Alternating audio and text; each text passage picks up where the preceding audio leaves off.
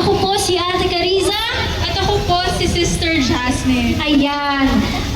Ito nga po palang ginaganap namin rally ngayon dito sa Liwasan Bonifacio dito sa Manila. Ang susunod po namin Dahil sa gawa ng mga korap na gobyerno. Nakakaalam, sabayan niyo naman po.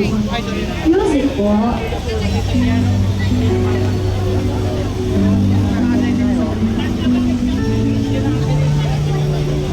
Dahil sa mga mababait na senador na gumagawa ng katarantaduhan at pinabaluktot ang batas sa ating bansa, pinababoy nila ang Pilipinas, pinawalang niya nila ang taong bayan.